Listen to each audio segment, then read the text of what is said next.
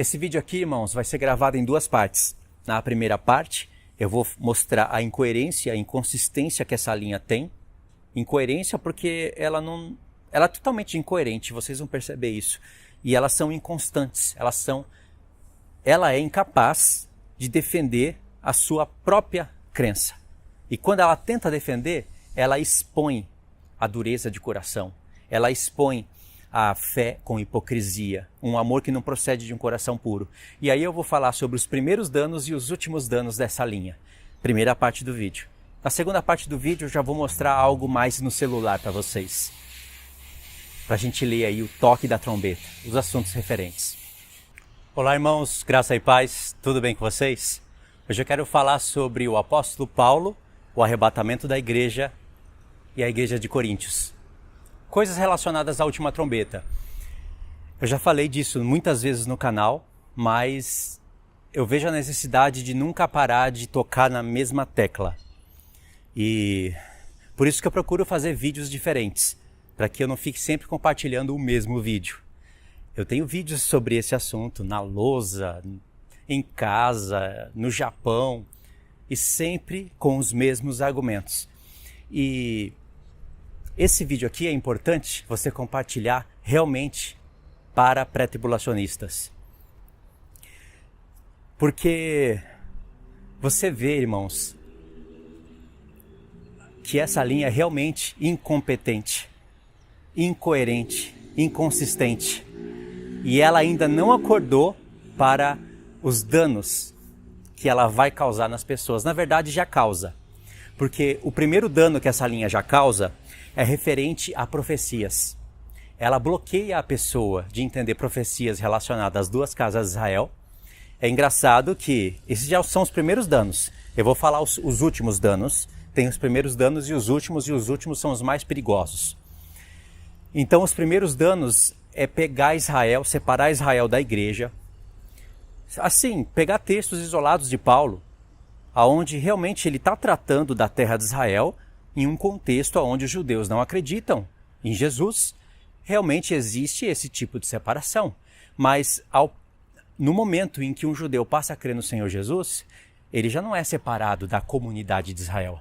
Em Efésios 2, Paulo fala que não existe mais separação entre judeus e gentios, e ele fala que nós fazemos parte da comunidade de Israel. No grego é a palavra politeia, que é cidadania. Sabe o que significa isso? Ele disse que você, gentil ou um judeu, faz parte, vocês são cidadão de Israel. O que significa isso? Claro que não é aquele Israel ali onde está agora, onde estava na época que ele escreveu as cartas, ou o Israel agora mesmo, que você vê que ele está corrompido na maioria da parte, ele está corrompido. Então, quando Paulo fala que nós fazemos parte da cidadania de Israel, ele está falando que nós somos israelitas, espirituais. E que um dia nós iremos para lá. É que eu falo voltaremos é porque o Senhor promete para os que haveriam de acreditar nele que eles retornariam para Israel. Porque quando o Senhor Jesus voltar nessa terra, ele vai reinar de Jerusalém. Mas o reino dele é de judeus e gentios. Por isso que Paulo fala que nós somos cidadãos de Israel.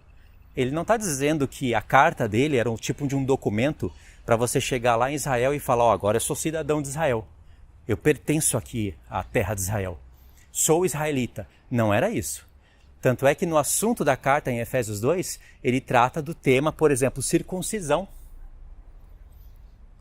Circuncisão na carne, em contraste de circuncisão feita pelo Espírito.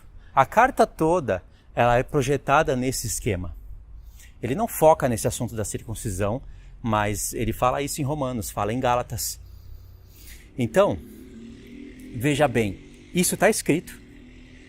E essa linha pré-tribulacionista já vai separando tudo. Quando você faz a exposição da profecia das duas casas de Israel, que está lá em Efésios, eles falam, não, isso é heresia. Mas procura o pastor que tenta explicar isso para você. Lá em Efésios capítulo 2, Paulo fala que nós ressuscitamos juntamente com Cristo. Irmãos, não tem como negar, esse texto foi referência para Oséias capítulo 6. Em Oséias capítulo 6, Quem está falando isso, que ao terceiro dia nós haveríamos de ressuscitar, é Efraim e Judá. É texto onde está falando de Efraim e Judá, que são as duas casas de Israel. É fácil falar que é heresia. Eu quero ver explicar o texto. Por que Paulo pegou o texto lá de Oséias 6 e aplicou em Efésios 2 para os gentios? Essa é uma pergunta que eu nunca vi ninguém explicar. Isso mostra os primeiros danos dessa linha. A pessoa fica com a mente bloqueada, é uma cegueira espiritual mesmo. Se isso acontecesse só em Efésios 2, já seria suficiente, mas acontece de maneira mais clara em Romanos 9, que é o que não vai dar para eu falar aqui agora. Mas em Romanos capítulo 9, Paulo fala que Deus chamou pessoas não só dentre os judeus, mas também dentre os gentios, como disse Oséias. E citou, chamarei povo que não era povo, e amada que não era amada. E no lugar onde se lhes dizia, vós não sois meu povo, aí se lhes dirá, vós sois filhos do Deus vivo. Ele citou o nome do profeta, texto comprido, lá do finalzinho do capítulo 1, finalzinho do capítulo 2, e ainda fez uma soma com o capítulo 4 e o final do livro. Tudo falando das duas casas de Israel. O livro de Oséias já começa falando de Judá e Israel. E Paulo catou textos referentes à casa de Israel e aplicou para os gentios. Aí você pergunta, por que Paulo fez isso? Não, isso é heresia. Tá bom, mas por que Paulo fez isso? Não, isso é heresia. Tá bom, mas por que Paulo fez isso? Não, isso daí é uma substituição da... E fica com esse papo furado, sabe? Por isso que eu falo, esses são os primeiros danos. E isso não é pouca coisa, não é um pouco dano. Porque aí você já não lê profecia. Você lê só o que bate com a linha pré. Que é uma porcaria, uma nojeira. E sabe, Deus, Ele mesmo envia esse espírito do erro para que essas pessoas creiam mesmo na mentira. Porque elas resistem à verdade do amor. O amor tem uma verdade. A verdade de Cristo está relacionada ao amor. Mas resistem. E aí o esquema não é falar do arrebatamento? Então, mas eu estou falando aqui os primeiros danos dessa linha. Olha aí, o tanto de coisa que esse povo vai perder. Ou seja, não lê profecia. E vai falar de festa então. Tem pastores que eles são petulantes. Realmente é uma petulância muito grande. Aí quando pega as festas de Deus para falar do arrebatamento, quer falar de 3 arrebatamentos. Ou seja, quer explicar o que o apóstolo Paulo não explicou. Não deu referência, não deu a entender, não fez nada. Simplesmente mete 3 arrebatamentos na cara dura. E se acha mestre. Aí eu fico pensando, não há outro sentido disso acontecer, a não ser o que Deus mesmo falou, que iria enviar o espírito do erro. Isso é um espírito do engano. Algumas pessoas vão perder a salvação por causa disso. E isso agora já entra nos últimos danos, que significa deixar as pessoas fracas na fé. Você acha que essa pessoa está dormindo? Isso é fato. Isso é inegociável. Estão dormindo. E você acha que eles estão dormindo com azeite? Que azeite é esse? Não conhece as duas casas, não conhece as festas? Não sei que tipo de azeite seria esse. São criadores de ovelhas fracas. Já incutiram na mente, olha só a contradição, na boca desses pastores. E as ovelhas que ficam repetindo isso, já incutiram na mente deles que passar pela grande tribulação seria comer o pão que o diabo amassou. Já ouviu isso? Você vai ouvir vários embusteiros no YouTube falando isso. Escritores de livros, vendedores de livros, comercializantes da palavra. Se ficar na grande tribulação é comer o pão que o diabo amassou. Ou sofrer a ira de Deus. Ou a esposa não pode ser açoitada porque isso seria injusto. Já está incutido na mente das pessoas. Significa que quando chegar o tempo em que, aspas, essas coisas vão acontecer, não vão acontecer do jeito que eles imaginam, porque isso é um medo que eles colocam na cabeça das pessoas. É uma bostaiada, sabe? É uma falácia, verborreia.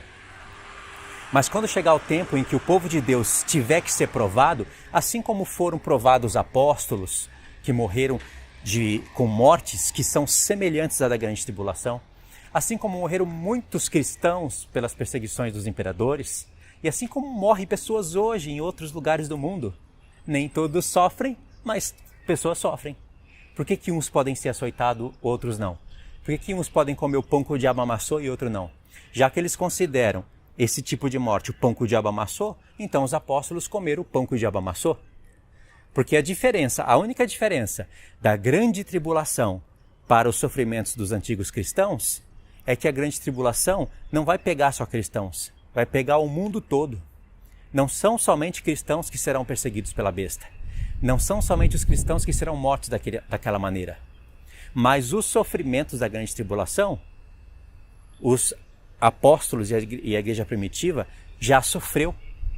São sofrimentos semelhantes. Ser pregado na cruz e ser queimado até o fim, isso não é uma grande tribulação na vida da pessoa? Pode não ser uma grande tribulação no mundo inteiro, porque não tem trombetas sendo tocadas. Mas a vida da pessoa, ela já tem como sofrer mais que isso? Decapitação? Então, aqui já são os últimos danos. Isso que você vê nesses pastores, esses argumentos, que são argumentos que devem dar nojo no Senhor Jesus, são argumentos que revelam uma fé com hipocrisia, uma fé com fingimento. Como Paulo fala para Timóteo, um amor de um coração que não é puro, porque eles se vangloriam contra os que sofreram. Mas esse tempo vai chegar e essas pessoas vão ter que sofrer. Muitos do povo de Deus vão ter que sofrer da própria vida. Vão ser decapitados, vão ser açoitados, mas outros vão ficar vivos até o fim. Essa é a realidade que aconteceu lá no tempo dos apóstolos e vai se repetir no nosso tempo, porque não há nada novo debaixo do céu. E aí o que esses pastores vão fazer? Eles vão ficar com esses argumentos contraditórios? Porque você pode ver, já tem pastor aí com medo, morrendo de medo. Fala, irmãos, eu sou pré-tribulacionista, mas se a igreja tiver que passar pela grande tribulação, estamos prontos. Isso é verdade? Isso é mentira, irmãos. Isso é pessoa que quer agradar os dois lados. É pastor que tem canal grande e quer agradar tanto a linha pré como a linha pós. Quer mostrar suposta sabedoria nas suas palavras, equilíbrio. Está pronto coisa nenhuma. Então por que em outros vídeos a mesma pessoa fica falando que a igreja não pode sofrer a ira de Deus? É contraditório. Essas pessoas estão dormindo. E tem pessoas que ainda não gostam quando você denuncia. Isso não tem que ser denunciado? Que tipo de atalaia seria você se você vê tais pastores enganando o povo com esses argumentos tolos, enfraquecendo as ovelhas do Senhor e depois, sabe, na cara de pau falando que está preparado para a grande tribulação? Dá vergonha disso. Você não sente vergonha, não? Agora o que eu vou falar aqui vai ser mais vergonhoso, porque isso mostra a incoerência, a incapacidade que eles têm de defender a própria linha. Vocês perceberam, né? Os primeiros danos e os últimos danos que essa porcaria dessa linha causa. Quer falar contra calvinista? Mas calvinista, ainda que fica se vangloriando por serem os eleitos e não perderem a salvação, uma porcaria do mesmo jeito, eles pelo menos dizem, nós somos os eleitos, mas também vamos passar pela grande tribulação. Pelo menos vamos aceitar, né? São pessoas mais coerentes. Agora, o que um pré-tribulacionista quer falar de um calvinista? Já que ele acha que ele não pode sofrer sofrimentos que os apóstolos sofreram. Não, eu não estou falando isso, eu estou falando da grande tribulação. Porcaria nenhuma. Grande tribulação não é porque o tipo do sofrimento será maior. Acorda, Deus deu a cabeça para usar, não é para ficar bostejando pela boca. Sofrimentos serão os mesmos. Grande tribulação é porque envolve o mundo inteiro. Toques de trombetas. Os apóstolos tocaram trombetas para danificar a terra no passado? Não. Olha aí o mundo como é que está hoje. Vai envolver conflitos mundiais. Isso é grande tribulação. E na palavra de Deus, você vai ver que grande tribulação não está falando só de Israel. Jesus fala, haverá angústia entre as nações. Jesus fala, os profetas falam. Por um lado, você vê em Mateus 24, Jesus falando que o anticristo se direciona para a terra de Israel e ele não pode falar diferente, porque ele está lendo o profeta Daniel. É fato, o anticristo vai querer aquela terra para ele odeia judeus. Só que por outro lado, em Daniel 12, você vê que no fim dos tempos, o povo que conhece o Senhor, lá que está falando do povo de Daniel, será livrado. E aí, vai ser livrado ou eles vão sofrer grande tribulação? Então, irmãos, essa daqui foi a primeira parte, onde eu mostrei para vocês os primeiros e os últimos danos da linha pré-tribulacionista, a sua inconsistência, a sua incoerência. Quando ela tenta defender a sua linha, ela manifesta um amor que não procede de um coração puro.